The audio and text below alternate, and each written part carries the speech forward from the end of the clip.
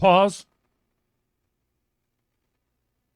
Hello, everybody. My name is Pastor Gord Clark, and this is our pause midweek devotionals for Dynes Pentecostal Online Church Canada.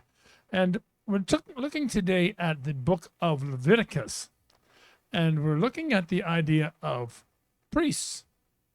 And I'm going to suggest to you, we're all priests. Stay with me. So the Levites, they were the priests in the Old Testament. They were established by God to carry out his rules and regulations for the tabernacle, or the place of worship, where in the Old Testament God's presence would reside. Now, in the Old Testament, they were giving us types of Jesus, showing us who Jesus was. In the Old Testament, the chief priest, which was Aaron's tribe, they would go once a year on the Day of Atonement, take all the sins of the people for that year. And animals would be sacrificed, and the scapegoat would have all of the sins placed on him, and then he would be released. And that's the type, of course, of Jesus, who took all of our sin upon himself.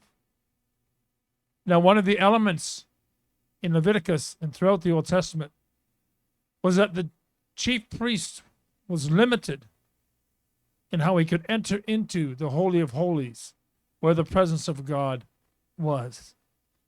But I'm here to tell you today that we don't have to do that anymore.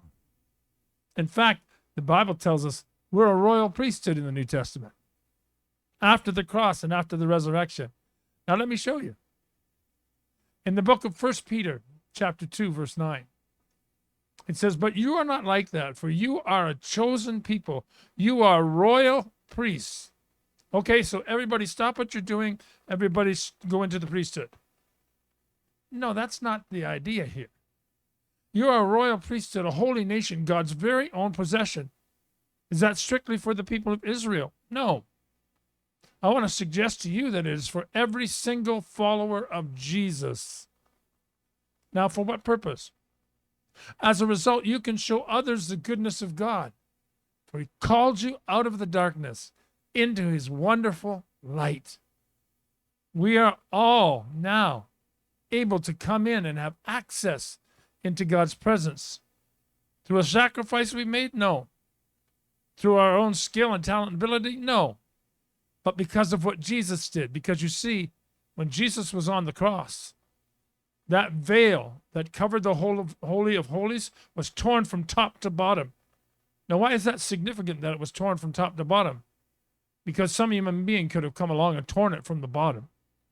But God, in his greatness, took away what separated us from his presence. The veil was torn from top to bottom, allowing us then to have access, not just literally, but more important, spiritually, into the very presence of God. And think about this for a moment. We're not only royal priests, we're also his temple, the temple of the Spirit.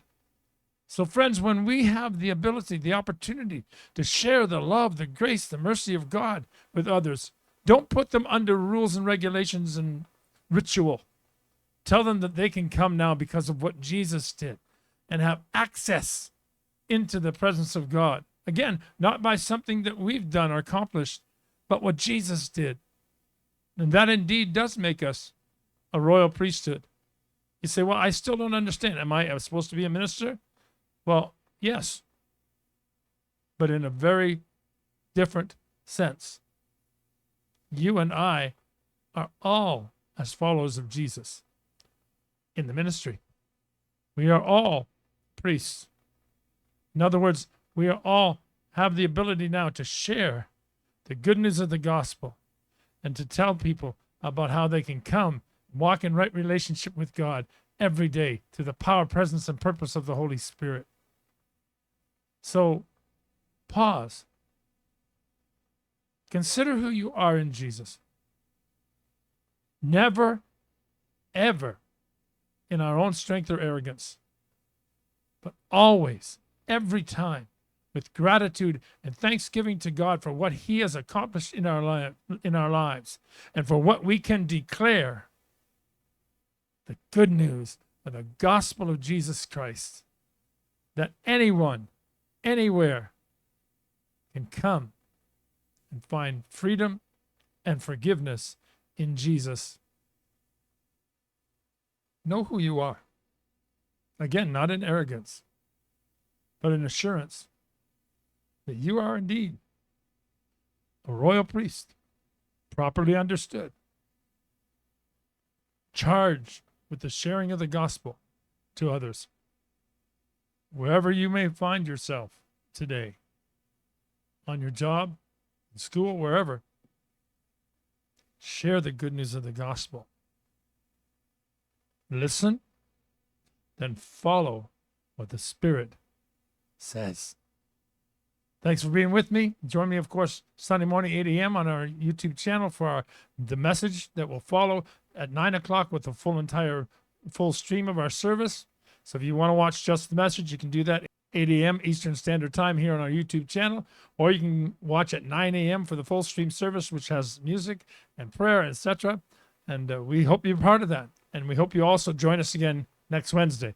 And take a pause.